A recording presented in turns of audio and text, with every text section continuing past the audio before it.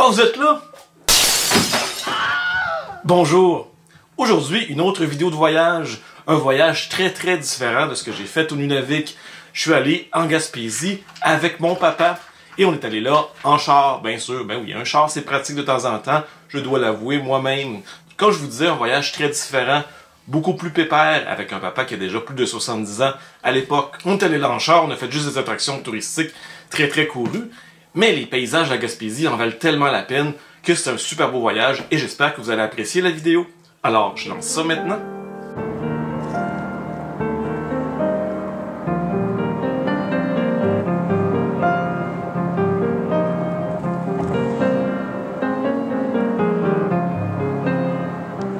Donc on s'élance comme ça de Montréal sur la route 132. C'est la plus longue route du Québec et elle a plus de 1600 km, imaginez-vous donc. Elle traverse comme ça le Québec d'est en ouest et elle longe le fleuve Saint-Laurent du côté sud. D'ailleurs, parlant du fleuve Saint-Laurent, pour moi c'est vraiment intéressant de le voir s'agrandir. Et quand on arrive dans le coin de Trois-Pistoles, le fleuve s'élargit vraiment, on dirait presque la mer. Notre premier arrêt, on le fait juste avant d'arriver en Gaspésie, c'est-à-dire dans la petite ville de Rimouski. On voulait visiter ce fameux sous-marin, le Onondaga. C'est un sous-marin de la Marine royale canadienne. Il a été inauguré le 25 septembre 1965. Le sous-marin de 90 mètres accueillait 6 officiers et 62 membres d'équipage.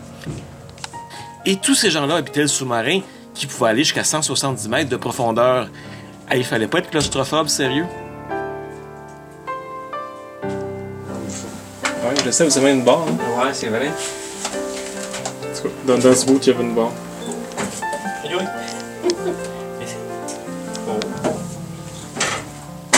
Même si dans sa carrière, il s'en est jamais servi, le sous-marin était équipé de torpilles destructrices.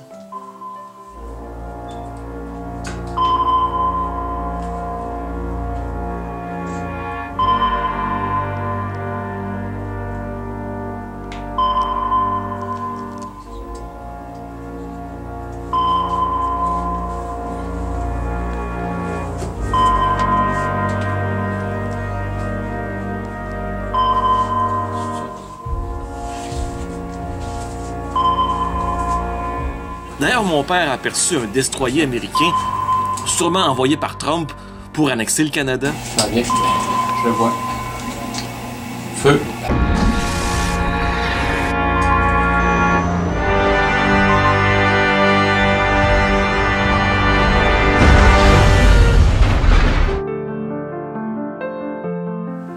Si vous passez par Rimouski, je vous suggère vraiment la visite de l'Onondaga. Ça coûte moins de 20 $. Et c'est après ça qu'on arrive à Sainte-Flavie, qu'on surnomme la porte d'entrée de la Gaspésie, même si techniquement Sainte-Flavie est encore dans le Bas-Saint-Laurent, la région juste avant. On s'arrête au fameux motel Gaspésiana, un motel très romantique. Ouais, pas tant que ça quand on y va avec son père. Wow. Vue sur la mer. La mer, oui. Bon, c'est presque la mer à ce niveau-là. Disons que c'est le début du golfe du Saint-Laurent. L'endroit parfait pour un beau coucher de soleil. Agrémenté de la superbe œuvre d'art de Marcel Gagnon qui s'appelle Le Rassemblement.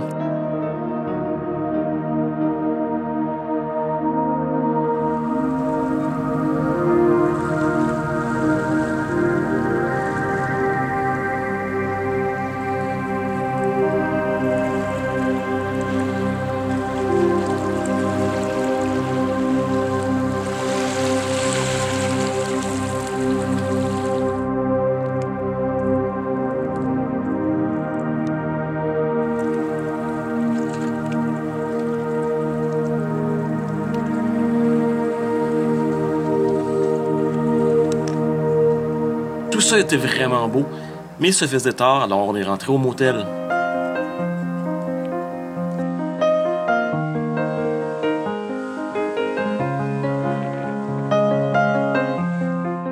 Le lendemain, on prend la 132 et on continue vers le nord-est.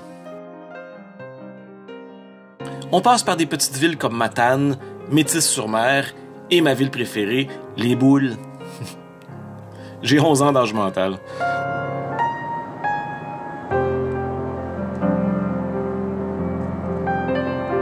On va s'arrêter comme ça, pas loin du petit village de Cap-Chat, histoire de respirer un peu l'air de plus en plus salin du fleuve. Bon, on n'a pas vu de chat, mais il y avait beaucoup de goélands.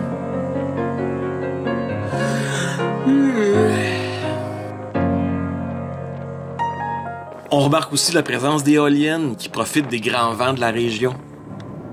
La route 132 est pas mal linéaire, mais il y a plein de petites côtes et de bosses. Je salue bien bas les gens qui font cette route-là en vélo. J'ai connu quelques personnes qui sont allées de Montréal jusqu'en Gaspésie sur leur bicycle à 2 roues. On s'arrête encore une fois, cette fois-ci dans la petite municipalité de Lamartre, qui compte un gros 243 habitants. La municipalité est reconnue pour son phare qui a été construit en 1906 et qui mesure 19 mètres.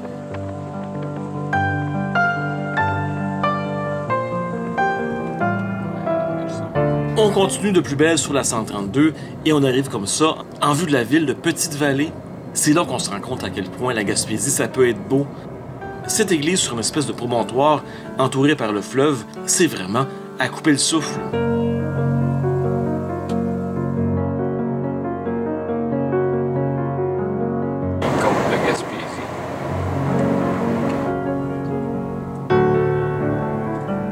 On s'arrête à ce petit gîte dans l'Anse-au-Griffon. Il n'y a pas à dire, le nom des villages en Gaspésie sont très imagés. Par contre, on va se le dire, les restaurants sont très chers. Et c'est peut-être encore pire depuis la pandémie et que la Gaspésie est inondée de monde.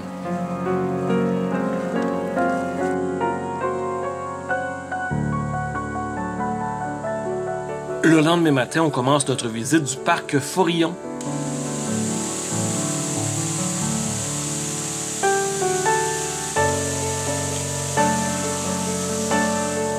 Il n'y a pas à dire, la nature du parc est vraiment magnifique. J'ai beau avoir vu 33 pays dans le monde, la nature du parc Forillon est une des plus belles que j'ai jamais vues.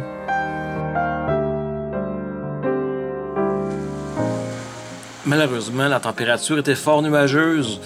On était au début septembre et c'était à prévoir. Les décors étaient encore plus magnifiques avec un grand soleil. Malgré tout, je suis vraiment très impressionné. Les phoques gris sont vraiment très nombreux dans cette région du Québec. Ils sont presque cute même.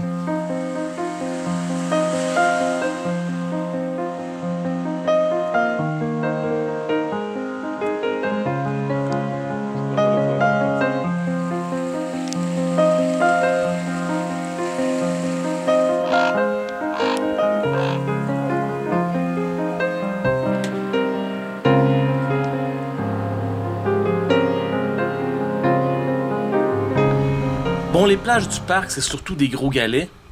Peut-être pas aussi agréable que du sable, mais ça a son charme quand même. Dans ce coin-là, on a aussi des beaux cormorans, 7 oiseaux majestueux. Bon, depuis qu'on en a au parc La Fontaine, disons que je suis un petit peu moins impressionné. N'en demeure pas moins que c'est un oiseau très gracieux qui se laisse regarder.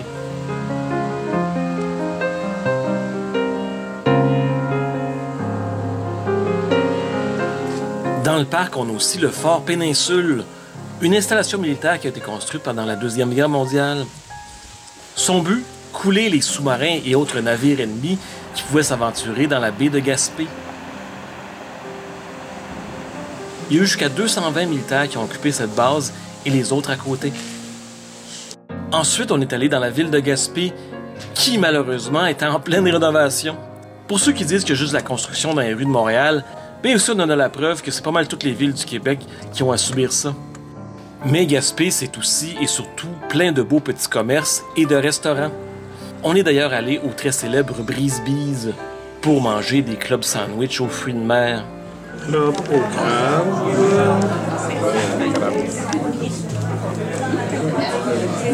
Et petit rideau.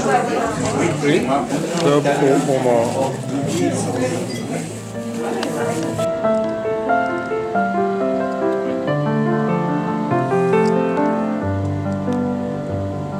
Le lendemain, on était déjà repartis.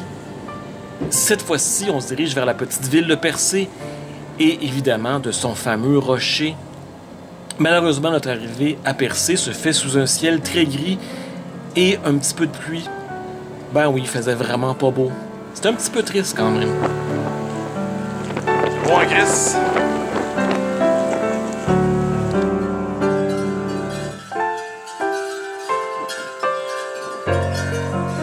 Même s'il fait pas beau, on prend quand même le temps d'aller jeter un premier coup d'œil au fameux rocher percé. On arrive maintenant à l'église Saint-Michel de Percé, qui a été construite en 1903. Et c'est près de là qu'on avait notre gîte pour dormir. Ben non, je vous rassure, on n'allait pas faire dodo dans le cimetière à côté de l'église.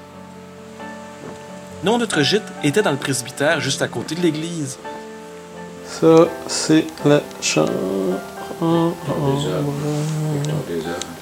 Check de qui je parle, check le désordre. Tout un bordel. Les papiers. Toi pis tes papiers. Ça sent le bacon. Là, vous le sentez pas à la maison, mais... Le presbytère était l'endroit parfait pour se reposer. Il imposait le calme et la sérénité, surtout par cette température maussade.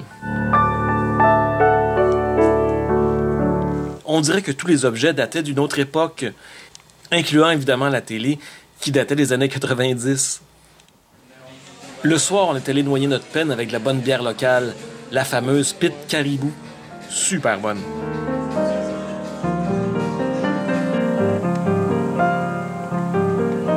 On a été très chanceux. Le lendemain matin, il faisait un soleil radieux.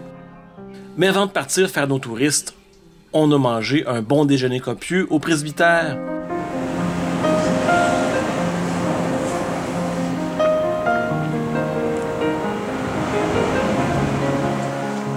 C'est donc le temps de partir en bateau avec une tonne de touristes pour aller explorer le rocher percé.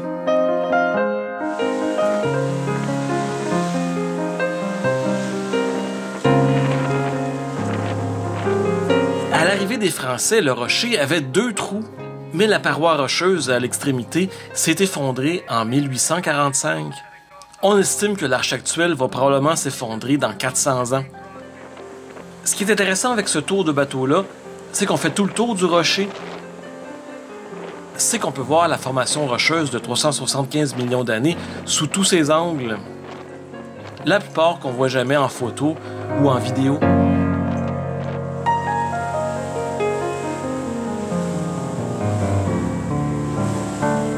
Mais c'était déjà le temps de faire demi-tour et de se diriger vers une des îles pas loin de la ville de Percé, la fameuse île Bonaventure. Bonaventure, c'est pas juste un téléroman un peu poche des années 80, c'est aussi une île qui regorge d'une faune et d'une flore magnifiques.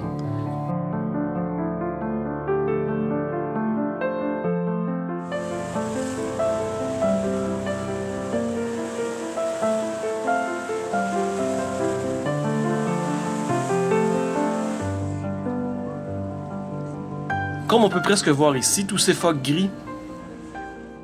Bon, on les voit pas très bien parce que le bateau peut pas s'approcher. Et qu'est-ce que ça dit un phoque gris quand le bateau est trop proche? Ça dit, ben, what the fuck? Et l'île est aussi remplie de cet oiseau qui s'appelle le fou de bassin. Présentement, vous êtes au sanctuaire le plus important en Amérique du Nord pour le fou de bassin. On compte environ 150 000 oiseaux autour de l'île Bonaventure, mais seulement le fou de bassin, il y a environ 51 000 couples. Hey, 51 000 couples de fous de bassin, cet oiseau un petit peu bizarre. Puis moi qui n'ai jamais réussi à me mettre en couple. Je me sens un peu loser.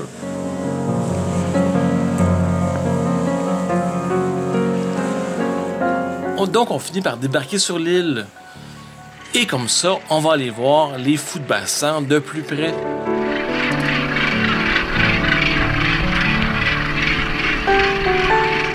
Et on les voit de tellement proche quand on va sur l'île de Bonaventure que je me demande si on dérange des oiseaux dans leur vie de tous les jours. En tout cas, c'est sûr qu'ils sont hyper nombreux. Je me demande comment ça se fait qu'il y a de la bouffe pour tout le monde. J'ai vraiment beaucoup aimé filmer ces oiseaux-là. Peut-être qu'un jour, je vais me recycler en cinéaste animalier. Bon, en Montréal, c'est surtout des rats, des écureuils puis des pigeons. Mais ça peut être quand même intéressant.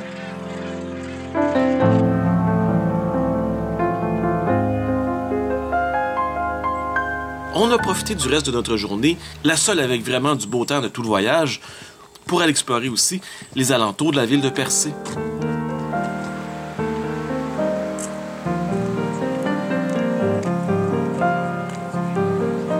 Donc on monte un petit peu et on aperçoit une croix de chemin. Elle symbolise la croix plantée par Jacques Cartier quand il est arrivé sur le continent. Si on monte encore un petit peu, on peut avoir une super belle vue du rocher et de la ville au grand complet. Tiens, on voit l'église et le presbytère dans lequel j'ai foutu un peu de désordre.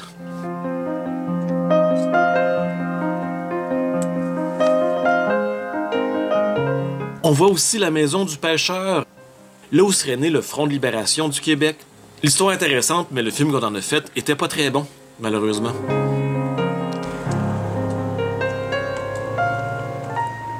En soirée, on a fait comme tout bon touriste, en fait, plus mon père que moi, et on est allé dans une petite boutique de souvenirs appelée Au Bon Secours. Papa s'achète des gugus. Au bon secours.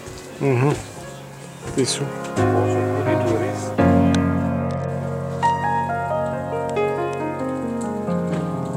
Et le lendemain matin, notre dernier jour à Percé, le mauvais temps est revenu malheureusement. Et on en profite pour aller visiter un magasin général, qui est rendu plus un musée qu'un vrai magasin. Pour tous les amateurs d'histoire comme moi, c'est vraiment une très belle visite, très informative. Ça nous montre bien comment on vivait il y a 100 ans. On checkera sur Internet.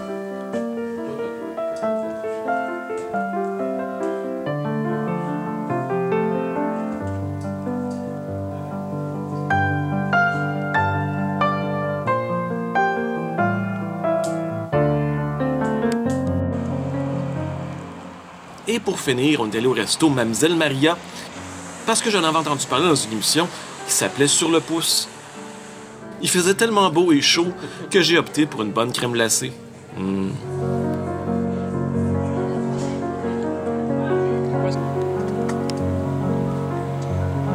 Donc voilà, c'est ce qui termine ma vidéo sur mon voyage en Gaspésie.